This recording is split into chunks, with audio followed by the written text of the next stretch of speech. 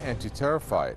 That was a statement made by the Secretary of Iran's Supreme National Security Council, Ali Shamkhani, who said that this would mean that Russia would use an airbase in Iran to refuel its jets to then target terrorists in Syria. As soon as the news hit, the U.S. accused Russia of breaking UN resolutions which prohibits the sale of aircraft to Iran. Is that the real reason behind the U.S. paranoia? Maybe because the U.S. and its allies are losing the battle in Aleppo, and this may seal the deal for Russia and in turn Syria. Stay tuned to this edition of The Debate.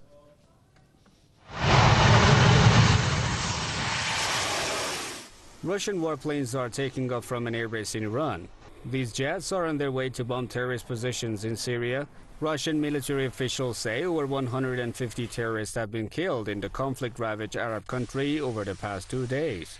The Nozhe air base is located in western Iran, close to the border with Iraq. Tehran says the decision to allow Russian warplanes to use the facility is in line with the decision to cooperate with Russia, Iraq and Syria in fighting terrorism. What is happening in Nozhe Air Base is conducted with permission from the Supreme National Security Council and does not violate Iran's constitution. Russian warplanes have been using the facility to get refueled. This is done within the framework of the anti-terror cooperation between Iran, Russia, Iraq and Syria. The issue has raised the alarm in the United States. U.S. State Department spokesman Mark Toner has voiced concern over the issue, suggesting that Moscow may have violated a UN Security Council resolution which prohibits the sale of combat aircraft to Iran. It's unfortunate but not surprising or unexpected. And I think it speaks to the continuation of a pattern that we've seen of Russia continuing to carry out airstrikes, and now it appears with Iran's direct assistance, that at least purport to target ISIL and Daesh targets, as well as Nusra targets. But in fact, and we've seen this continually, predominantly target moderate Syrian opposition forces. Russian Foreign Minister Sergei Lavrov has rejected the U.S. claim, saying Moscow has not supplied or sold any warplanes to Tehran. Analysts believe Washington is angry because the close military cooperation between Russia and Iran could significantly turn the war in Syria into the government of President Bashar al-Assad. The war in Syria has been going on for over 5 years now, but it appears that the Syrian government and its allies, backed by Russia's air power, are gaining the upper hand against terrorists. The army has recently scored big gains in the flashpoint northern city of Aleppo, and the close military cooperation between Russia and Iran would surely be a big blow to the terrorists and their Western and regional supporters. We'll introduce our guest for this edition of The Debate. International Relations and Security Analyst Mark Sleboda joins us from Moscow.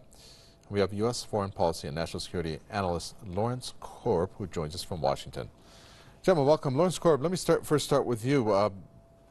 You're looking at a piece of news that should be a welcome move, I would think. The goal being that terrorists are going to get targeted 60% less time for Russia using an Iranian airfield.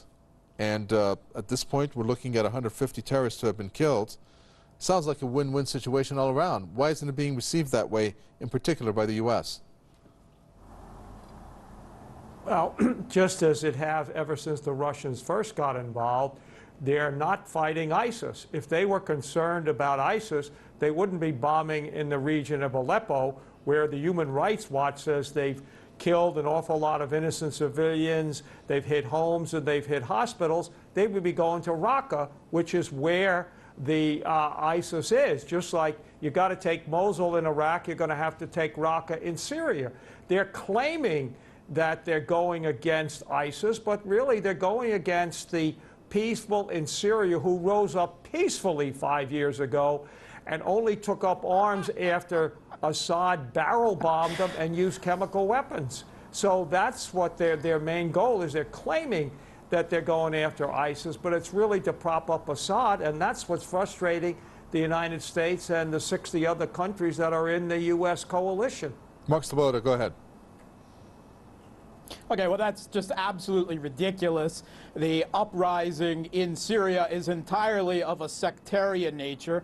There are 30 to 50,000 foreign jihadists fighting alongside U.S. proxies who are allied literally on the ground with al-Qaeda, Ahrar al-Sham, and 31 other flavors of jihad. The uprising was not peaceful in the beginning. On the very first days that so-called protesters were killed, that occurred while these protesters, armed, were attacking military and police stations. So this is a completely false narrative of the events in Syria. Furthermore, Russian targets, they clearly hit Raqqa, Deir el-Zor, where ISIS is located, and despite protestations to the contrary, Russia's air campaign against ISIS in Syria has been far more effective and intense than the U.S. campaign over a considerably longer time. Further, Russia is also in accordance with 2 UN Security Council resolutions, carrying out a campaign against al-Qaeda. Jabhat al-Nusra, now rebranded as Jabhat Fatah al-Sham, and according to the UN Security Council resolutions, all organizations, endeavors, and individuals that associate with them. It calls explicitly for their eradication. Just recently, the Pentagon announced they're not fighting al-Qaeda in Syria. And President Obama has twice requested that Russia refrain from targeting al-Qaeda. Now, I would like President Obama to go to the families of the victims of 9/11 and the U.S. servicemen who died fighting al-Qaeda in Afghanistan and Iraq and explain to them why we shouldn't target al-Qaeda and why Obama's proxies in Syria, this bloody 6-year war where he's been arming, training, and salarying extremists to overthrow the Syrian government, why we are now in bed with al-Qaeda with only 1 degree of very false remove. Well, Lawrence Korb, can you explain that? And do you agree that the Pentagon is not targeting, or has announced that is not targeting al-Qaeda in Syria? Well, what he just said is not true. Russia doesn't come in till 2015. The United States started in 2014 going after ISIS when they were almost in Baghdad.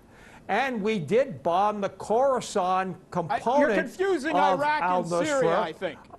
Iraq and Syria are different countries. No, I'm not. We bombed the Khorasan group in Syria in 2014 because that's the group that has attacks outside of the area. And the idea, we're not after al-Qaeda, we killed bin Laden. So this idea that we're not is just simply not in true. Syria. We killed. In Syria, they're a tool of regime change for the U.S. Go ahead, Lawrence Korb. Okay, are you going to let me speak? I didn't interrupt you when you went on there. Okay? When we came into Syria, we did attack the Khorasan group, which is part of al-Nusra. That is their group that goes overseas. We were there a year before Russia came in. Russia does not come in until Assad is about to be overrun by the moderate opposition. And this thing about they were not armed when they began, he dropped barrel bombs and chemical weapons, which is a violation of international law. So this idea that somehow the Russians are in there to get terrorists, no, they're in there to protect. They're in there to protect Assad. That's why they came in. If they were concerned about the terror, they wouldn't have waited till it looked like Assad was about to lose. So this idea that they're in there, no, 70% of what they're attacking is not against ISIS groups. It is against the moderate opposition. Now, there's no doubt about the fact that some of the moderate opposition has joined with some elements of al-Nusra because basically the Russians, and with help from Iran, were using Assad to go after them. So this idea that somehow or another, you know, the United States is in there. If the Russians and the Iranians were concerned about ISIS, they would be in Raqqa now, not in Aleppo. Aleppo has nothing to do with the fight against ISIS. Mark Sleboda. Well, first of all, that's false, because Aleppo certainly does, because ISIS has a front in Aleppo. Second of all, Major U.S. analysis, including Faisal Al-Attani at Brookings, Sam Heller, others have confirmed that even a Pentagon spokesman has confirmed that Aleppo is dominated by Al-Qaeda, that this Al-Qaeda affiliate, Jabhat al-Nusra, is the overarching umbrella under which all other opposition, so-called opposition groups operate. And that if they were removed from the equation, the insurgency would be so much smaller in comparison that it would essentially immediate collapse. And I don't know who these moderates are. The only moderates on the ground in Syria, the only secular forces are the Syrian Arab Army and National Defense Forces and their allies. Perhaps Wilkerson, I'm sorry, perhaps Lawrence Korb. our colleague is talking about a U.S.-backed moderate group, Al-Zinki, who just a couple weeks ago filmed themselves brutally sawing the head with a dull knife off of a 10-year-old Syrian Palestinian child. These are the moderates that the U.S. is illegally arming, training, and salarying with U.S. taxpayer dollars in Syria in brazen defiance of international law, attacking a sovereign state via proxy war. Lawrence Korb, I'd like to ask you something. Obviously, Russia, when it goes into Syria from Iran, has to somewhat coordinate, and there's, of course, evidence of that with the U.S. Air Force, the respective parties there. U.S. has said they have given us enough time in order to not have, obviously, the air be cleared for them to go. Does the U.S. then inform Russia, hey, don't target these so-called, whatever you want to call them, I guess rebels is what the terminology is, don't target the rebels in this area? But then again, they haven't provided Russia with those coordinates, have they? Well, the deconflicting arrangement that the United States has with Russia, to which you were referring, tells them that we're bombing in this area, so don't have your planes come in there. That's what they were talking about, and that's what the Pentagon spokesman said. And they also have to ensure that they don't interfere with what's happening in Iraq, because these planes are flying over Iraq into Syria. And, you know, this idea that somehow or another the United States, we trained people in Jordan to bring them back to fight ISIS. Then when they went to fight Assad, we stopped the program. The one group we are working with up in the Raqqa area are the Kurdish fighters, the same ones who took Kobani and just took Manjib, which is right on the Turkish border, which is going to make it difficult for ISIS to continue to arm themselves. Okay, we're going to take a quick time out. Mark Sleboda, I know you have a reaction. Let's listen to some of the viewer comments that's posted on our Facebook page, and we'll get back to the debate. It's one of the most important moves for Russia to show the world how they're improving their relations with Iran. Now the US should be worried about that, because sending this bomber by the Russians is a clear message to the US and its allies in the Middle East. The US has hundreds of bases all around the world and the military spending of all Asia combined. I don't understand the big commotion about the use of this airfield. They have a hidden agenda, not fighting Daesh. Already they have air base in Syria, ground troops and communication center in Iraq. It's brilliant, and China should join in too. We all need to end this cycle of terrorism created by the US and Zionists. It's barbaric and costs millions of innocent lives. Enough is enough. No more proxy wars on ISIS in the Middle East. This will benefit both Iran and Russia to put an end to ISIS problem in Syria and in Iraq. Besides, this is not other countries' business, especially the US. By any means necessary. Bad news for the US.